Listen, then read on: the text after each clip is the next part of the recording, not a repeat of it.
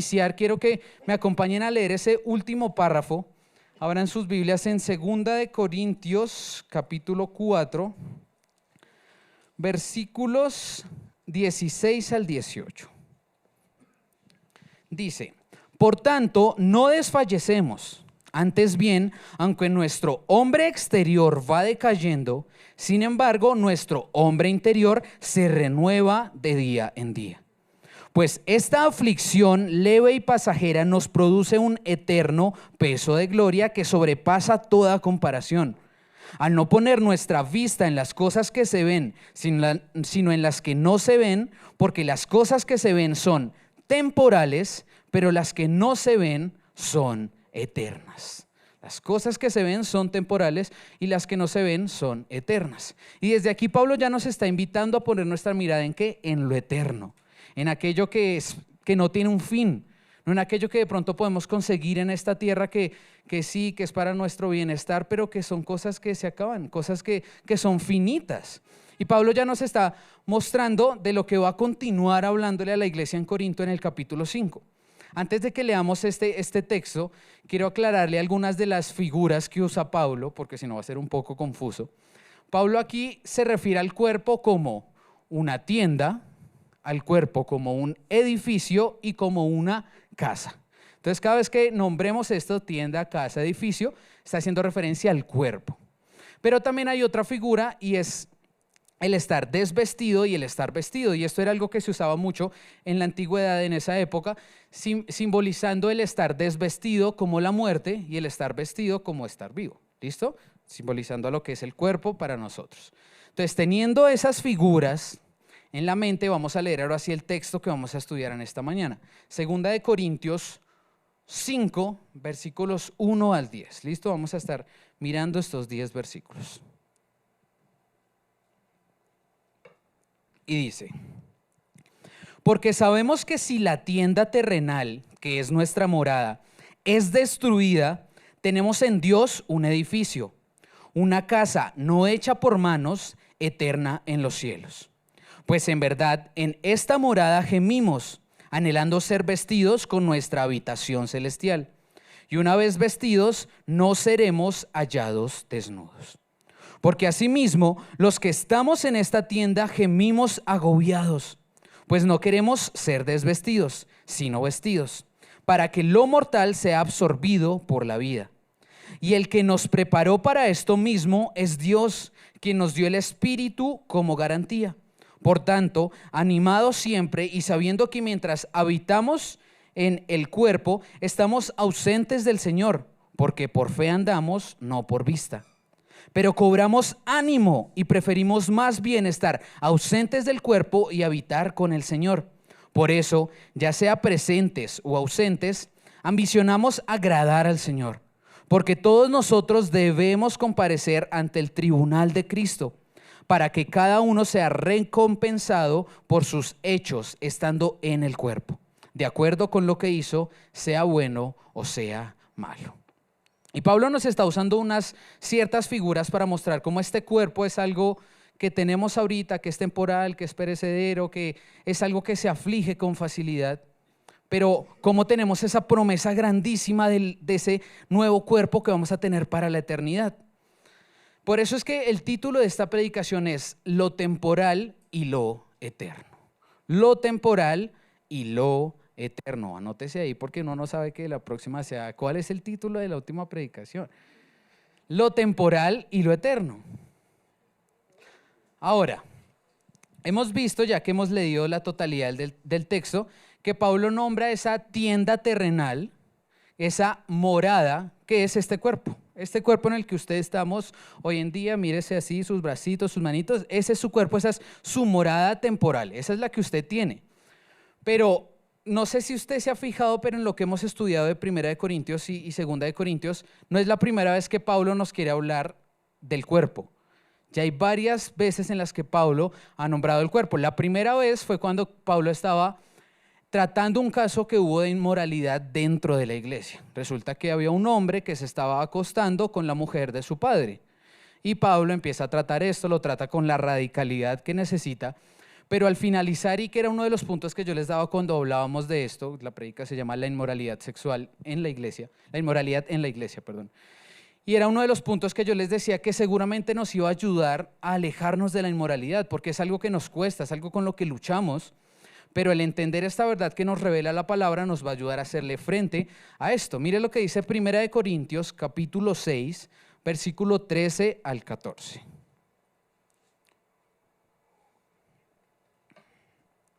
Los alimentos son para el estómago y el estómago para los alimentos, pero Dios destruirá a los dos. Sin embargo, el cuerpo no es para la fornicación, sino para el Señor, y el Señor es para el cuerpo. Y Dios, que resucitó al Señor, también nos resucitará a nosotros mediante su poder. Y Pablo empieza hablándonos sobre algo que a usted y a mí casi no nos gusta, que es la comida, ¿no? La comida, ¿eso qué es? Comer, qué pereza. Pero Pablo nos está mostrando como, así como el estómago, no, o sea, él muestra el estómago y la comida como yo el estómago lo tengo y como y la comida es para el estómago, pero lo usa seguido de la figura del cuerpo y la inmoralidad. ¿Por qué es importante y por qué nos sirve creo que a la mayoría el tema de la comida?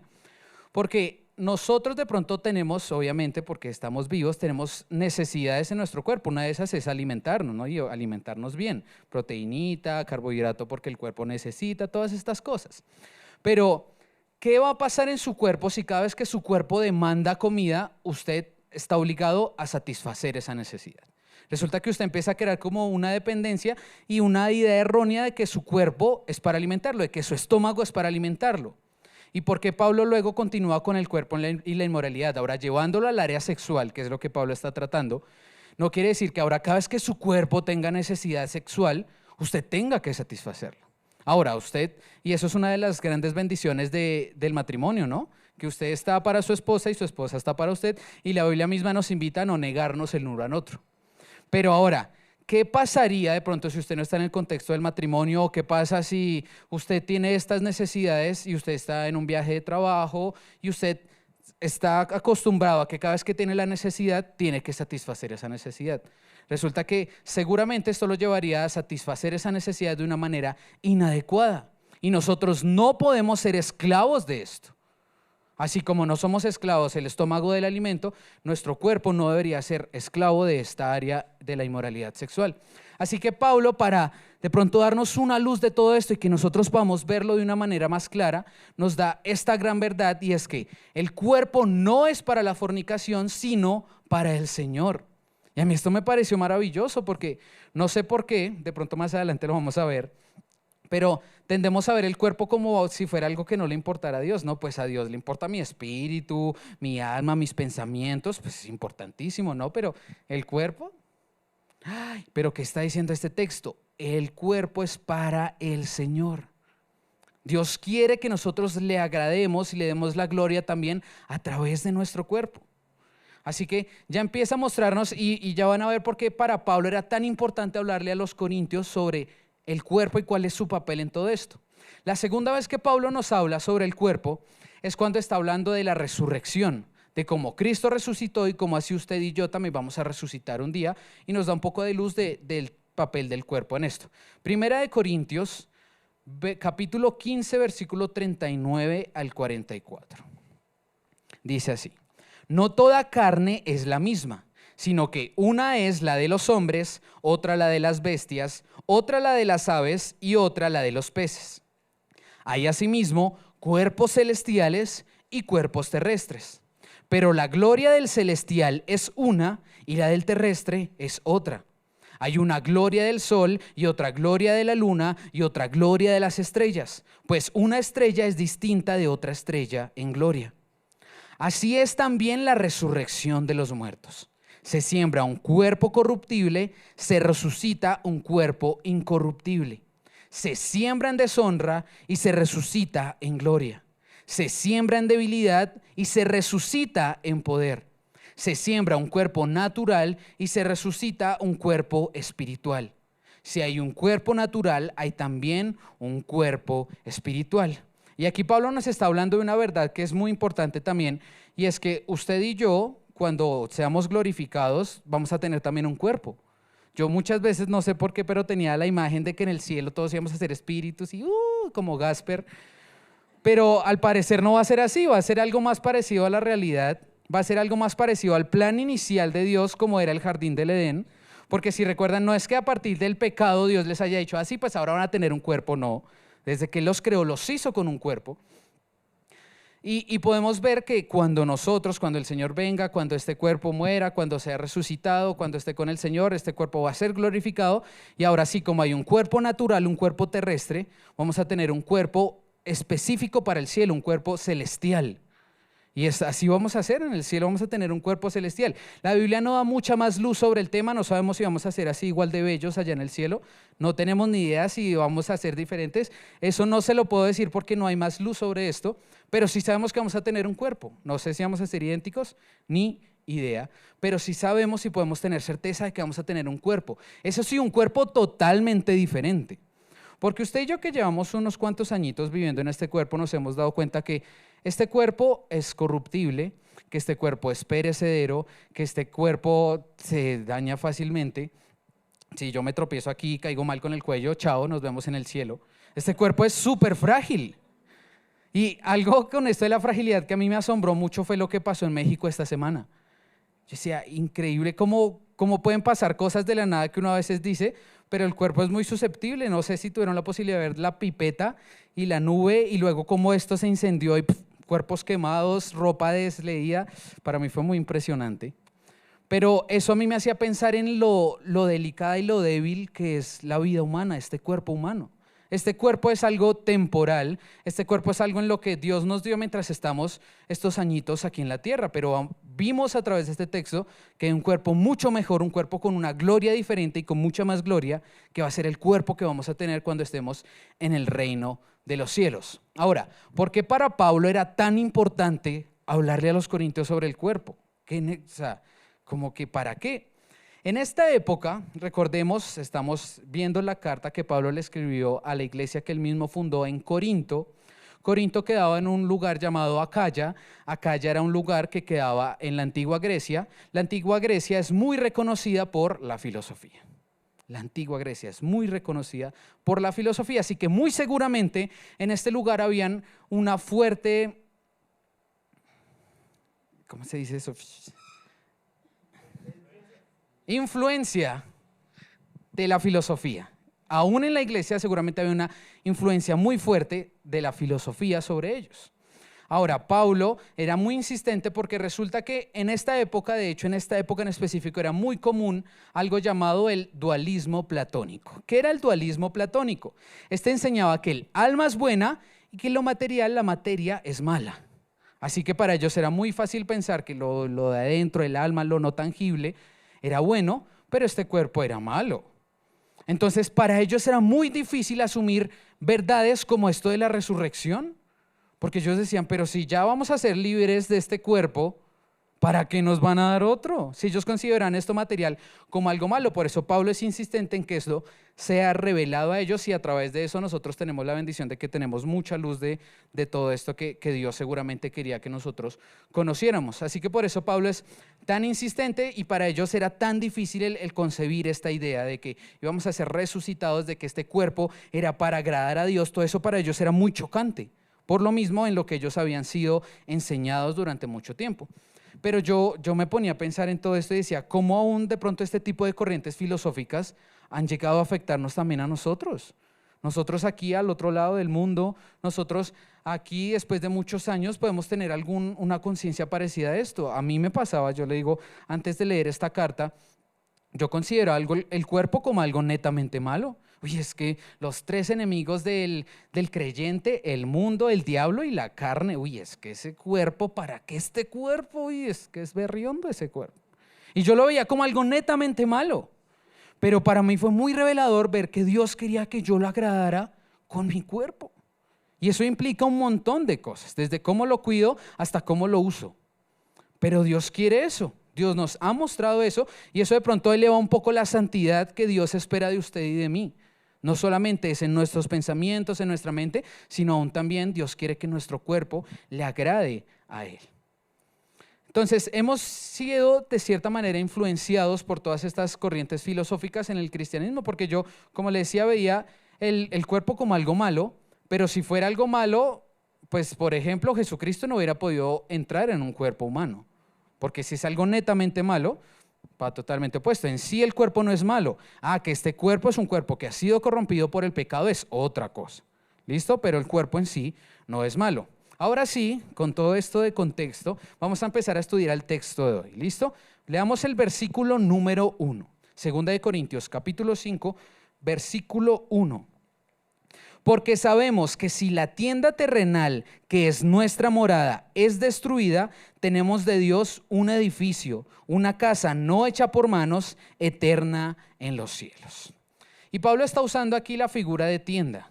Entonces, esta morada es una tienda y compara esa nueva morada, ese nuevo cuerpo que vamos a tener en los cielos como un edificio. Ahora, usted en su imaginación, imagínese una tienda de campaña. Eso era algo como que usaban: yo voy de viaje de aquí para allá, hoy voy a dormir, donde duermo, armo una tiendita y me quedo ahí, algo temporal. Y además algo de pronto no muy bien construido, porque era algo que usted, ¿para qué le mete tanto tiempo? Sí, va a ser algo de pronto de una noche. Entonces, una tienda, y lo compara con un edificio. Cuando yo me pongo a ver los detalles de una tienda, yo veo detalles como esos: es temporal, de pronto si viene un aguacero muy fuerte, pues me mojo, de una vez me baño para el otro día. Si viene un viento muy fuerte, de pronto se me caiga. Si se mueve la tierra, lo veo como algo poco resistente, como algo que fácilmente puede ser destruido. Pero cuando yo me imagino un edificio, yo no voy a construir un edificio para demolerlo en una semana. No, yo le meto buenos cimientos. Yo hago un edificio resistente, que aun si es sismo resistente, que si vengan cosas pueda resistir. Y así Pablo nos hace imaginarnos y comparar la diferencia entre este cuerpo terrenal, este cuerpo temporal, al cuerpo que vamos a tener para la eternidad. Imagínese un cuerpo sin el pecado. Uy, increíble, ¿no? Un cuerpo sin el pecado. Este cuerpo es finito, es un cuerpo imperfecto desde la caída del hombre, es un cuerpo que se enferma, es un cuerpo que se degrada, pero el cuerpo después va a ser un cuerpo glorificado, un cuerpo eterno y un cuerpo perfecto. Luego Pablo dice: si este cuerpo, si esta morada que tenemos ahorita, este cuerpito de ahorita, es destruido, tenemos en Dios un cuerpo eterno en los cielos, un edificio en los cielos. Y nos compara otra vez este cuerpo con el cuerpo eterno que vamos a tener para habitar con Él en el reino de los cielos. Ahora, no sé si usted se ha dado cuenta, pero es normal que para el mundo lo peor, la gente del mundo, lo peor que les pueda pasar es la muerte. ¿Usted se ha dado cuenta el pánico que les da la muerte? No, se acaba todo. Aún a mí me pareció tremendo ver cómo aún hay creyentes para los que la muerte de algún ser querido o el temor a que ellos mueran también es como, no, lo peor que les puede pasar. Y vamos a ver también, a la luz de la palabra, algo que de pronto a mí me hacía evaluar: listo, pues yo entiendo el miedo que le tiene la gente, porque ellos, ¿qué pueden esperar después de la muerte? Para ellos, de hecho, mostraban también en todo esto de las corrientes filosóficas, no me acuerdo quién fue uno de los más famosos, pero escribió un libro muy conocido que se llamaba La náusea, mostrando cómo este cuerpo, esta vida, no tenía sentido. O sea, la humanidad sin la esperanza de Cristo, la vida humana sin Cristo, no tiene sentido. O sea, imagínense pasar un tiempo acá llenos de dolores de cabeza para nada más, que se muera y se acabe todo. Pero nosotros que conocemos, que ha sido revelado que hay algo más y algo aún más alto, algo más increíble, que es la eternidad con el Señor, casi que para nosotros el ver la muerte sería como, ya casi corono. Y yo sé que suena raro y de aquí en adelante se va a sonar un poco así, pero es casi que una bendición. O sea, usted y yo que estamos aquí constantemente luchando con esta carne y decimos, a veces nos sentimos como Pablo, que quiero hacer lo bueno y no lo hago. ¿Cómo es que él dice? Desgraciado de mí. ¿Cuántas veces no nos sentimos así? Y sabemos que es porque mientras tengamos todavía esta naturaleza, qué miserable de mí. ¿Cómo hago? ¿Cómo hago para no pecar? Pero allá va a ser todo diferente, porque vamos a haber sido ya glorificados y ya no vamos a tener nada de esto de la naturaleza pecaminosa. Ahora, volviendo a ver cómo el mundo ve la muerte, mire lo que Pablo dice, porque de hecho si usted ve la manera en la que Pablo ve la muerte, es algo como, pues si me tengo que morir. Mire aquí algo que dice, es que no recuerdo quién es, no sé si es Jesús. Está en el Evangelio de Mateo, pero nos habla de cómo más allá de que este cuerpo muera, no pueden hacernos nada más. O sea, nuestro espíritu, nuestra alma no pueden hacer nada más. Mateo 10:28 dice, no teman a los que matan el cuerpo, pero no pueden matar el alma. Más bien, teman a aquel que puede hacer perecer tanto el alma como el cuerpo en el infierno. ¿Qué le puede hacer la humanidad? ¿Qué le puede hacer cualquier persona que le quite la vida? Ya, además de eso, de que este cuerpo acabe su periodo. Pero, ¿qué hay de aquel? ¿Qué hay de aquel temor que deberíamos tener santo por el Señor? De aquel que en cambio sí puede hacer que perezcamos tanto el alma como el cuerpo en el infierno. Y eso sí es otra cosa. Ya el temor a la condenación eterna es otra cosa. Ya eso de pronto es, no de pronto, sino estoy seguro de que es algo que usted y yo como cristianos, cuando tenemos la fe de que hemos recibido al Señor, no es un temor que deberíamos tener. Usted debería tener la certeza de la salvación. Si usted de pronto todavía tiene esa, pero es que qué tal yo esté con una pata en el infierno y con la otra en el cielo, tibios, usted sabe lo que dicen de los tibios. Entonces más bien el Señor le está diciendo, y yo sé que a lo largo de esta predicación el Señor le va a decir que la vida cristiana es algo muy en serio. Pero más allá de que este cuerpo muera, no pueden hacer nada más. Por eso es que Pablo habla de esta manera sobre el cuerpo. Mire esta cita que quise poner, que se me olvidó poner en las diapositivas, pero se la va a leer, sobre lo que Spurgeon dice de cómo Pablo consideraba el cuerpo humano. Mucha gente está atemorizada por el futuro. Sin embargo, aquí está Pablo, contemplando lo peor que podría sucederle con tanta complacencia que lo compara con nada peor que derribar la tienda en la que se estaba refugiando para vivir una corta temporada. Para Pablo, el que él tuviera el temor de morir era algo tan sencillo como si la tiendita que había construido esa noche se cayera. Ay, me voy a mi edificio. Así lo veía Pablo. Así lo podemos ver usted y yo. Más allá de que este cuerpo muera, no nos pueden hacer nada. Así que debemos tener esa certeza. Es por esta misma razón que, no sé si se dio cuenta en los versículos que leímos del final del capítulo 4, hay un versículo, el versículo 17, que a mí me llamó mucho la atención, que decía, pues esta aflicción leve y pasajera nos produce un eterno peso de gloria que sobrepasa toda comparación. Y Pablo estaba hablando de que su aflicción era leve y que ustedes y yo ese día miramos que la aflicción de Pablo fue dura, pero para él fue leve, considerando que lo que le pueda pasar a este cuerpo no es nada, considerando que lo que está más allá, que es la gloria del reino de los cielos, la gloria que es de Dios eterno, es mucho mayor. Así que Pablo, poniendo en una balanza, comparando la aflicción que puede experimentar en la vida con lo eterno de Dios, dice, esto es leve, esto no tiene ningún punto de comparación. Mire lo que sigue diciendo en el versículo 2 al 4, 2 Corintios 5, versículo 2 al 4. Pues en verdad, en esta morada, en este cuerpo, gemimos, anhelando ser vestidos con nuestra habitación celestial. Y una vez vestidos, no seremos hallados desnudos, porque asimismo los que estamos en esta tienda gemimos agobiados, pues no queremos ser desvestidos, sino vestidos para que lo mortal sea absorbido por la vida. En esta morada gemimos. ¿Alguna vez usted ha gemido en esta morada, en este cuerpo terrenal?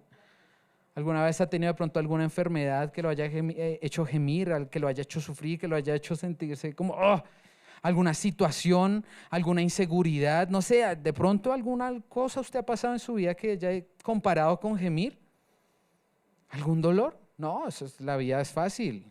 Eso qué tristezas, ni inseguridades, ni cosas, eso nada. Resulta que mientras estamos en este cuerpo, eso es lo normal.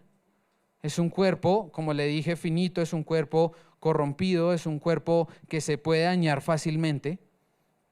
Y vamos a experimentar aflicciones, claro que sí, tanto en lo espiritual como en el cuerpo. Ahora, en lo físico, eso. En esta morada gemimos. Pero no sé si se ha dado cuenta, yo lo he visto en algunas personas cercanas, pero cuando están pasando en una aflicción de estas que usted puede decir, lo está haciendo gemir, que es algo muy duro, yo he visto que estas personas, ¿sabe qué generan ellas? En ellas genera un deseo de que el Señor venga. O sea, como de que esto finito se ha quitado. Yo he visto gente en procesos diciendo, Señor, acuérdate de mí. Señor, ¿por qué no vienes ya? Porque, ¿qué sería mejor para nosotros que poder cambiar este cuerpo terrestre por ese cuerpo celestial que nos promete? Y muchas veces eso es lo que genera en nosotros la aflicción, anhelar que el Señor venga, anhelar ser vestidos con este cuerpo nuevo. No seremos hallados desnudos, se refiere a este cuerpo que no va a morir, a este cuerpo eterno que nos dará el Señor cuando seamos glorificados. En el versículo 4, ahí del que acabamos de leer, dice, porque asimismo los que estamos en esta tienda gemimos agobiados, pues no queremos ser desvestidos, sino vestidos para que lo mortal sea absorbido por la vida. Y una vez más, Pablo nos está afirmando una de las verdades que ya vimos en la primera carta a los Corintios, y es que este cuerpo no va a ser quitado, sino cambiado. Este cuerpo no vamos a ser espíritus, sino que va a ser transformado.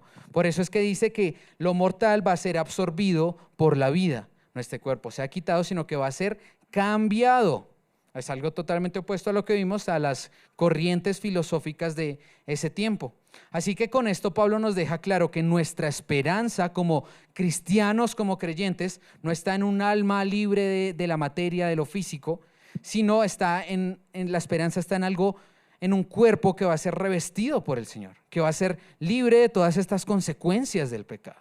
Ese va a ser el cuerpo que vamos a tener en nuestro Señor. Continuemos con el versículo 5 al 8.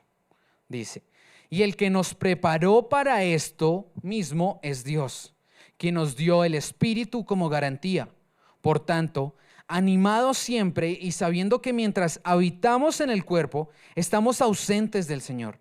Porque por fe andamos, no por vista. Pero cobramos ánimo y preferimos más bien estar ausentes del cuerpo y habitar con el Señor. Ahora, todo esto de creer en el Señor, todo esto de creer que hay una vida después de la muerte, todo esto de creer en la resurrección, es un tema netamente de fe. ¿Se ha dado cuenta? De pronto era diferente por allá en el tiempo de Cristo, cuando los apóstoles vieron al Señor, cuando luego vieron a Jesús resucitado, pero para usted y para mí que estamos creyendo en Él 2000 años después, es un tema netamente de fe. Sí, yo sé que usted y yo experimentamos al Espíritu Santo y esto más bien, como lo vamos a ver, es una garantía, es algo que nos da certeza de que Dios es real, de que lo que nosotros creemos es real, pero vamos a ver cómo la fe juega un papel importante en todo esto. Hay un versículo clave que dice, porque por fe andamos, no por vista. Y para desentrañar todo esto de cuál es el papel que juega la fe en cuanto a la salvación, mire lo que dice la primera carta de Pedro, en el capítulo 1, versículos 5 al 9. Primera de Pedro, capítulo 1, versículos 5 al 9. Mediante la fe, ustedes son protegidos por el poder de Dios, para la salvación que está preparada para ser revelada en el último tiempo, en lo cual ustedes se regocijan grandemente, aunque ahora por un poco de tiempo, si es necesario, sean afligidos con diversas pruebas, para que la prueba de la fe de ustedes, más preciosa que el oro que perece, aunque probado por fuego, sea hallada que resulta en alabanza, gloria y honor en la revelación de Jesucristo, a quien sin haber visto ustedes lo aman, y a quien ahora no ven, pero creen en Él, y se regocijan grandemente con gozo inefable y lleno de gloria, obteniendo como resultado de su fe la salvación de sus almas. Obteniendo como resultado de su fe la salvación de sus almas. La fe juega un papel muy importante en todo esto de la salvación. Resulta que la salvación es resultado de la fe que tenemos en Jesús. La salvación además produce en nosotros ánimo. Si no confiáramos, si no tuviéramos la esperanza en que hay una salvación, que hay una resurrección, pues estaríamos igual que el mundo. Pues es como cuando Pablo habla de la resurrección y dice, y si Cristo no hubiera resucitado, seríamos los más pobres de lástima, porque esto no tendría ningún sentido. Eso es lo que dice Pablo. Si Jesús no resucita, si nosotros no resucitáramos algún día, ¿qué sentido tiene esto? pero tiene mucho sentido porque tenemos una fe certera, una esperanza firme en la salvación, en la eternidad que Jesús y Dios nos prometen. Así que esto es lo que genera ánimo en nosotros. Sí, pasamos aflicciones, yo sé, yo también he pasado aflicciones. Sí, van a pasar cosas de pronto, de hecho en este texto dice, si es necesario, para algunos es necesario pasar aflicciones más duras, para algunos de pronto unas no tan duras, aflicciones van a haber, pero para algunos si es necesario van a ser afligidos con diversas pruebas. ¿Y qué hay más allá? La salvación. Lo que podamos experimentar acá, ¿qué está haciendo? Hacer florecer nuestra fe. Mostrar si es una fe verdadera o es una fe más bien ahí como try-true, decimos por ahí, como que no es real. Eso es el producto y lo que generan las pruebas en nuestra vida.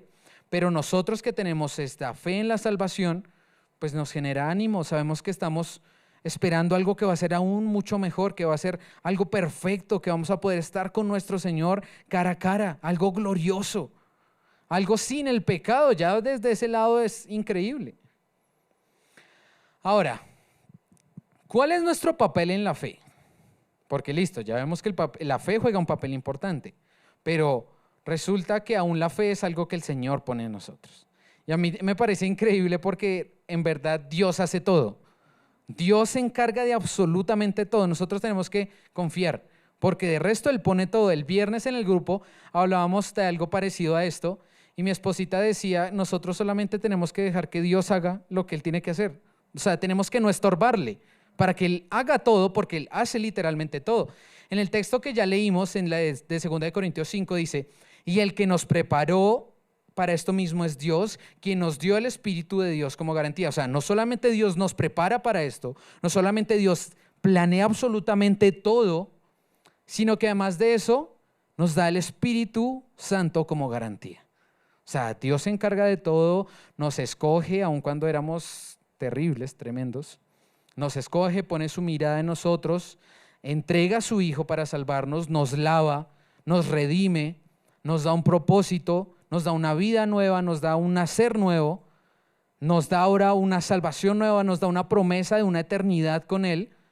Y aún si esto no fuera suficiente, dice, ay, y para que estés aún más, como más confiado de esto, te voy a dar el Espíritu Santo. Y el Espíritu Santo en nosotros no hace muchas cosas, pero una de las tantas cosas que hace es afirmarnos de esto. Si nosotros no tuviéramos el Espíritu Santo, podríamos decir como, pero es que ellos hablan de un montón de cosas y yo no veo frutos en mi vida y yo no veo cambios. ¿Y de qué es esto que hablan? Pero el Espíritu de Dios en nosotros, ¿qué está haciendo? Como ya lo vimos, Él está formando la imagen de Cristo en nosotros. Y eso implica muchas cosas, porque hasta que lleguemos a la medida de la estatura de la fe de Cristo, esa es la medida a la que el Espíritu nos está llevando, una medida, la medida de la estatura de Cristo. Entonces, Dios nos prepara, además de eso, Dios nos da su Espíritu Santo como garantía y la parte de nosotros que es confiar, aún Dios pone la fe en nosotros. ¿Qué tenemos que hacer? Disponernos. Ahora, hasta este momento la predicación ha sido hermosa, ¿no? Qué bonito, qué chévere. Vamos a tener un cuerpo glorificado, vamos a tener un cuerpo celestial, la eternidad es algo que lo anhelamos. Pero ahora vamos a ver, los últimos 2 versículos nos hablan de qué implica todo esto para nosotros.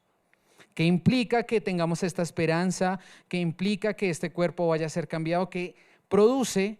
Y aún no solo produce cuando este cuerpo sea glorificado, sino que debería estar produciendo ya en nosotros. Mire lo que dice la palabra en los últimos 2 versículos. Versículo 9 y versículo 10. Por eso, ya sea presentes o ausentes, ambicionamos agradar al Señor. Porque todos nosotros debemos comparecer ante el tribunal de Cristo, para que cada uno sea recompensado por sus hechos estando en el cuerpo, de acuerdo con lo que hizo, sea bueno o sea malo. ¿Qué? ¿Tribunal? ¿Eso estaba en la letra chica del contrato? No, ahí está en la letra grande. ¿Qué está diciendo? Aquí no está diciendo que usted vaya a perder la salvación, ¿no? Es importante, este detalle es súper importante. Pero sí está diciendo que usted y yo en algún punto vamos a estar en un tribunal de Cristo. Y de pronto algunas personas que han estado en tribunales, yo no, pero se podrán imaginar de una manera más certera qué implica esto. Y no es un tribunal humano, sino el tribunal de Cristo. Aquel al que usted no le puede mentir porque lo conoce totalmente. Ahora, eso es lo que va a pasar cuando el Señor nos llame a dar cuentas. Pero mire lo que dice el versículo 9, porque es lo que ya debería estar pasando. Mire, por eso, ya sea presentes o ausentes, ya sea en este cuerpo o en el cuerpo glorificado, ya sea en cualquiera de las dos, ambicionamos agradar al Señor. ¿Qué es la ambición? Muchas veces, la mayoría de veces uno asocia la ambición con algo malo, ¿no? La mayoría de veces a uno lo relaciona con la ambición y el amor al dinero. Uy, es que ese sí es ambicioso, ya tiene un montón y quiere más. Ahora, la palabra ambición en sí no es mala. Mire lo que significa la palabra ambición. Es desear fervientemente o anhelar algo. Desear fervientemente o anhelar algo. ¿Y qué es lo que está diciendo la palabra que usted y yo deberíamos estar deseando? Agradar al Señor. Usted y yo deberíamos estar fervientemente anhelando agradar al Señor. Y aquí se pone un poco dura la cosa. Porque, piensa un momento en qué es lo más importante. ¿Cuál es la meta más grande que usted tiene en su vida? De pronto un título, de pronto un puesto, de pronto tener estabilidad. No sé, ¿qué es lo más grande que usted persigue en esta vida? Porque lo que Dios nos dice que debería ser lo más grande que usted y yo perseguimos en esta vida, debería ser agradar al Señor. Uy, Mateo, pero entonces estudiar, conseguir metas, conseguir un mejor puesto es malo. No, mire, hace mucho tiempo en un grupo de influencia una persona preguntó, pero entonces, y de pronto fue algo que se tergiversó en cuanto a ser cristiano, que se pensó que entonces ser cristiano era mejor no desarrollar el conocimiento, no pensar, ser humilde, un montón de cosas que no, nada tiene que ver. Pero lo que preguntaba esta persona es, pero entonces está mal querer perseguir una estabilidad económica, o sea, querer buscar que mi familia y yo estemos bien. Está mal perseguir, no sé, poder tener un trabajo que me permita disfrutar, tener tiempo con mi familia.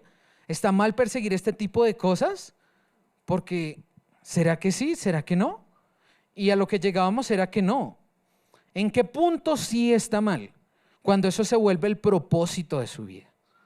Perseguir este tipo de cosas no está mal. De hecho, a mí me parece increíble, y ahorita lo vamos a ver, pero el Señor ha puesto en nosotros dones, talentos, habilidades, tesoros tan grandes como nuestras familias, nuestros hogares, nuestras esposas, y demanda que seamos buenos administradores de esto. El Señor lo demanda, que seamos buenos administradores de todo esto, de todos esos talentos que el Señor puso en nosotros. Ahora, cuando el fin se vuelve otro diferente a Cristo, es cuando usted empieza a perder la brújula de lo que esto busca generar en su vida. Mire, el buscar al Señor, de hecho la palabra nos invita a buscar primeramente al Señor y su justicia, y todo el resto de cosas van a ser añadidas. Usted busque al Señor y Él se va a encargar de que usted tenga la estabilidad que usted quiera. Usted busque al Señor y Él le va a abrir las puertas que tiene que abrirle. Es así, usted aprenda a confiar al Señor. Usted ponga su prioridad en agradar al Señor y Él se encarga del resto. Mire, la soberanía de Dios es algo que usted y yo no alcanzamos a comprender. Como Dios puede hacer todo lo que se propone. A mí me tiene asombrado. Ahorita estoy haciendo mi devocional en Segunda de Reyes y me tiene tan impresionado como lo que el Señor dice se cumple al pie de la letra. Usted y yo hemos escuchado de una tal Jezabel, ¿cierto? Sencillita la muchacha y no dio mucho que hacer.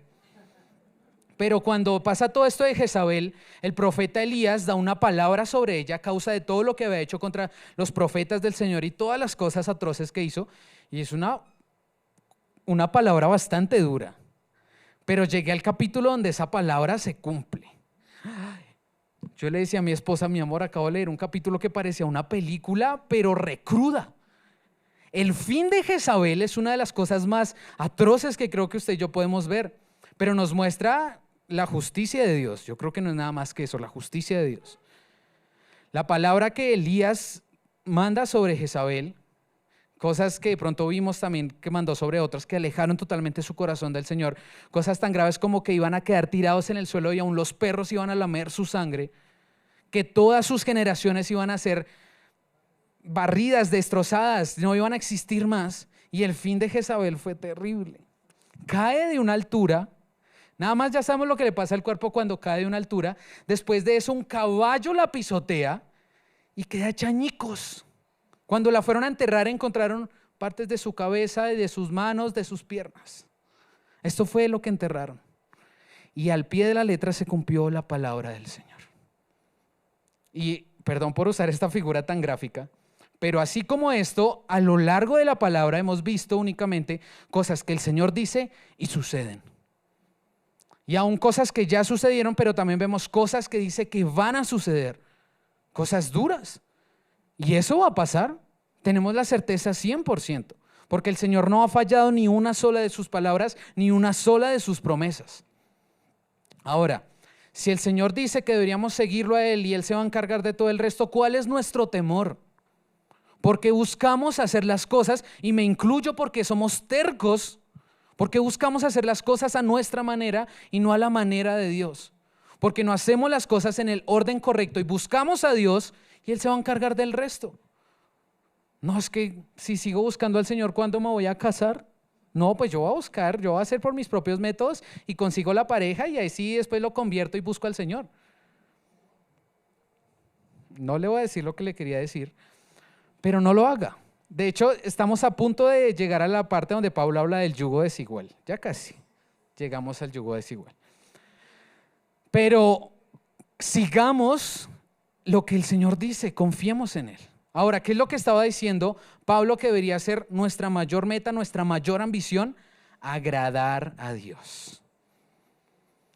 Y esto no es algo que vamos a hacer únicamente cuando seamos con este nuevo cuerpo glorificado en el reino de los cielos y todo va a ser perfecto y no va a haber pecado. Allá también, pero aquí también. Por eso dice, ya sea presentes o ya sea ausentes.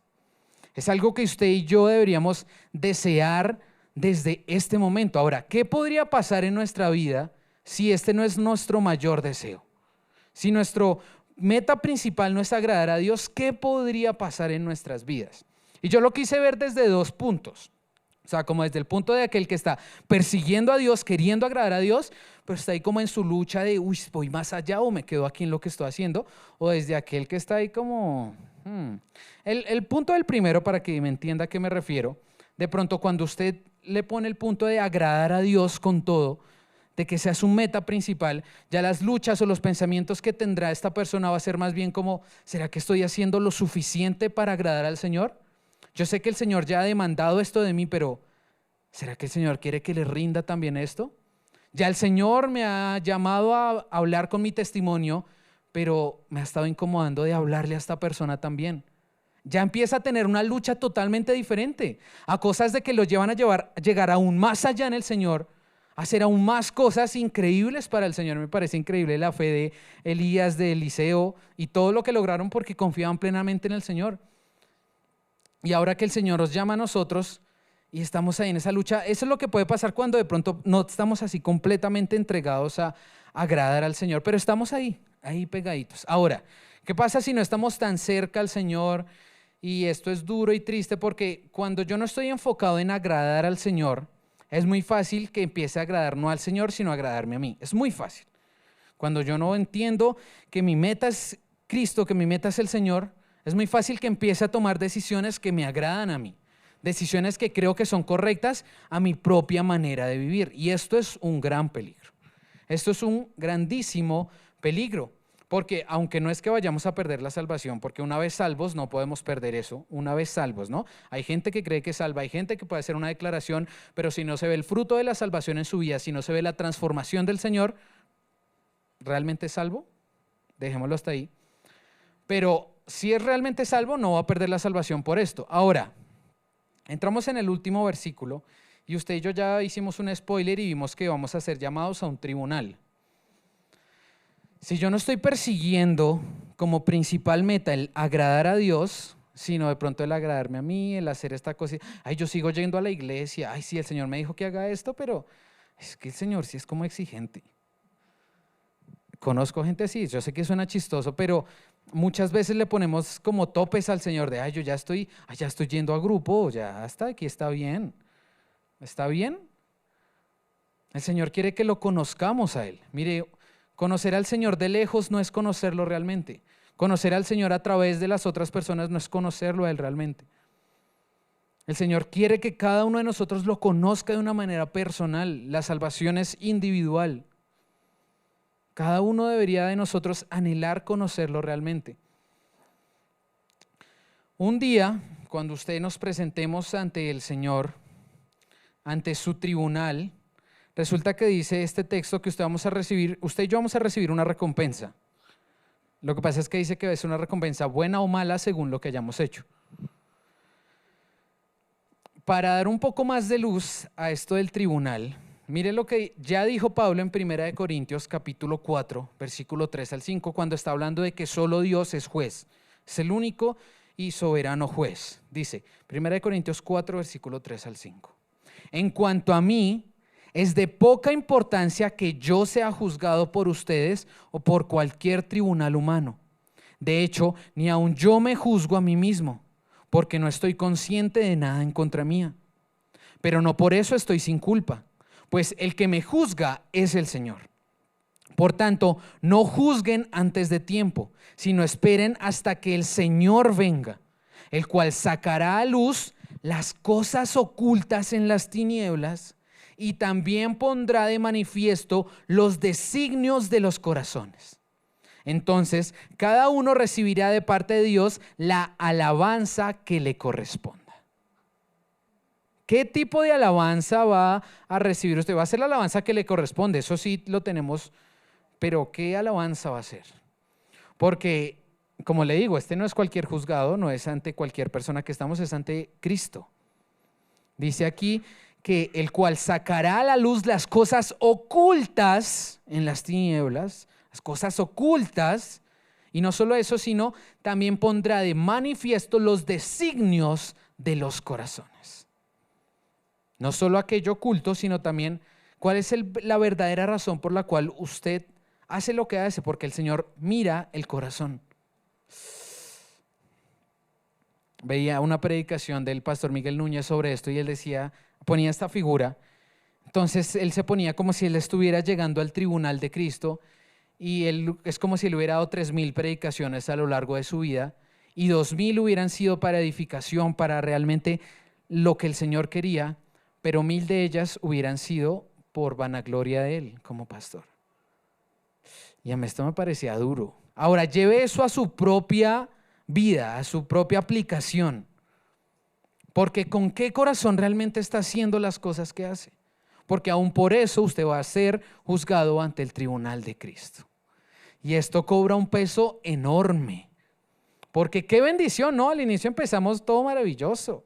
Vamos para el cielo, la eternidad, un nuevo cuerpo, ¿qué más le pedimos al Señor? Pero además de ese nuevo cuerpo, vamos a estar en un tribunal frente al Señor. Un tribunal donde usted y yo vamos a ser juzgados. Y esto es increíble porque muchas veces usted y yo de pronto creemos, y creo que es una falsa perspectiva del cristianismo, o creo que es una cosa que está ahí como nublada en todo esto, y es que creemos que ya como hemos obtenido la salvación y es algo cierto, pues ahora como que, ay sí, yo a veces peco y es que soy malo a veces y caigo y hago las cosas mal. Y creemos que ya, ay, pero es que el Señor me perdona, es que la gracia del Señor, su misericordia cubre multitud de errores, multitud de pecados. El Señor es maravilloso. El Señor es maravilloso, pero el Señor también es justo. Es una de las cosas que identifican al único y verdadero Dios, es su justicia. Lo que pasó de la salvación no es que Dios nos miró a nosotros y, ay, tan bonitos, ya no les va a derramar mi justicia. No, Él derramó su justicia sobre Cristo. Lo que Cristo padeció en la cruz es el precio de todos nuestros pecados, de todas nuestras transgresiones. La justicia de Dios cayó sobre Él, por eso fue tan duro. Por eso Cristo en un momento fue apartado de Él, que creo que fue lo que debió ser más doloroso para Él. Nuestro Dios es justo. Y aquí nos está mostrando que usted y yo deberíamos estar alertas porque Él un día nos va a llamar a rendir cuentas. Tanto de lo que hagamos en lo oculto como lo que hay en el corazón, pero también, y esto cobra mucho más peso, porque la palabra aún dice que aquel que sabe hacer lo bueno y no lo hace, le es pecado. No. Y yo sé que el propósito de esta palabra no es que usted y yo salgamos, no. ¿Por qué escogí esto? No, menos mal escogimos esto, gracias al Señor. Pero más bien yo creo que el Señor quiere mostrarnos cuál es el nivel de santidad que Él demanda de nosotros. Él quiere que usted y yo dejemos de ver lo que consideramos bueno como algo tranqui, como algo que a veces sí hago, a veces no. No, sea consciente de que usted un día va a estar frente al Señor y Él le va a pedir cuentas. Y esto es algo que es apoyado a lo largo de la Biblia. Nada más pensemos en una de las parábolas que más se conocen, que es la de los talentos. Se va el Señor, entrega algo a las personas. Cuando Él regresa, viene a ver qué han hecho estas personas con lo que Él ha puesto en sus manos. Ay, buen siervo y fiel, lo hiciste muy bien, tú también. ¿Y usted qué hizo? ¿Usted qué hizo con lo que yo puse en sus manos? Esto es algo que es apoyado constantemente en la palabra, que nos muestra. De hecho, cuando empieza esas parábolas, el Señor dice, el reino de los cielos es como, y empieza a mostrarnos estas palabras, mostrándonos luces de lo que es el reino de los cielos. Esto va a pasar, un día el Señor nos va a llamar. ¿Cómo quiere usted que lo encuentre el Señor, que le diga, buen siervo y fiel? Muy bien, te di esto en tus manos, te di tus hijos, te di tu familia, te di estos talentos, los multiplicaste, lo hiciste bien, buen siervo y fiel. O no hiciste nada, sabías que tenías la capacidad para esto, te entregué todo esto en tus manos, ¿qué hiciste? ¿Necio? Yo no creo que ninguno de nosotros anhele esto. Y ahora, no es que usted y yo, porque si ve aquí el fruto de todo esto que va a salir del juicio, es una recompensa, que depende de la recompensa de las cosas que el Señor evalúe en ese momento, pero en realidad no es que usted y yo merezcamos una recompensa, ¿cierto? O sea, entendemos eso. Vamos a recibir esa recompensa porque Dios dijo que nos iba a dar esa recompensa. No porque usted, no, es que el que más multiplicó talentos, más recompensa, eres el mejor, no. El Señor dijo, el Señor le plació y nos dio esa promesa, así que así va a ser. Pero mire lo que dice Hebreos 6:10 sobre esto. Porque Dios no es injusto como para olvidarse de la obra de ustedes y del amor que han mostrado hacia su nombre, habiendo servido y sirviendo aún a los santos. Dios no es injusto como para olvidarse de la obra, de lo que usted hace para edificación de su cuerpo, para edificación de su iglesia, de su amada. ¿Qué mayor motivación tiene usted para tomarse a Dios en serio? Dios es justo, como le decía. Una persona en el primer servicio nos preguntaba, ¿será que esto se refiere a esos galardones de los que habla la palabra? Yo le decía, muy seguramente sí. Y no es que de pronto nosotros podemos llegar a ver esto de una manera carnal de, no, es que yo fui re bueno, entonces no solamente voy a ser glorificado y allá con mi supercuerpo edificio, y entonces ahora además de eso, como tuve galardones, voy a estar en un top, y no lo veamos de una manera humana, no le robemos lo maravilloso de esto eterno y santo que hizo de una manera humana. Pero si el Señor es justo y Él no va a olvidarse de nada de lo que usted haga para Él, Él no va a olvidarse absolutamente ningún detalle de las veces que tuvo que hacer cosas que seguramente a su carne no le gustaban. Como les decía la vez que hablábamos del servicio, servir es mostrar el amor a los otros. Eso es servicio. Hoy estamos alegres porque una persona nueva entró al equipo de servicio. Eso pasa. Pero para nosotros es una bendición cada vez que una persona entiende que servir es una bendición. O sea, es difícil, cuesta, todos los ministerios, todo tipo de servicio, ni siquiera solo el congregacional, sino todo tipo de servicios requieren de un sacrificio, de un correr una milla extra. Pero nuestro Dios no es injusto para olvidarse de nada de esto, que usted haga para el reino de los cielos. Lo último que les quiero decir es que tristemente es posible tener un alma salva, y al mismo tiempo tener una vida desperdiciada. Es posible ser salvo y que cuando usted evalúe su vida haya sido desperdiciada. Desperdiciada obviamente desde la visión de Dios, ¿no? Usted puede creer que aprovechó muy bien su vida, pero si su propósito no fue agradar a Dios, seguramente va a ser una vida desperdiciada. Así que, querida iglesia, maravilloso todas las promesas que Dios nos da sobre cómo este cuerpo va a ser glorificado, cómo tenemos esa esperanza puesta en lo eterno, como por eso el título es de lo temporal y lo eterno, como estamos en lo temporal, pero nuestro mayor anhelo es lo eterno. Es eso que Dios tiene allá para nosotros. Pero esa eternidad empezó desde el día que aceptamos a Jesús, desde ya. Desde ya Dios quiere que usted y yo vivamos una vida que le agrade a Él. Una vida, Dios y Jesús nos llaman a lo largo de su palabra santos. Él nos llama escogidos. Él no quiere que usted y yo actuemos como las personas del mundo. Nuestra meta y nuestro propósito, nuestro fin debería ser agradar a Dios. Agradarlo a Él. Y que tengamos presente que un día vamos a estar frente a Él en su tribunal y Él nos va a llamar a cuentas de todo lo que hagamos mientras estemos en este cuerpo.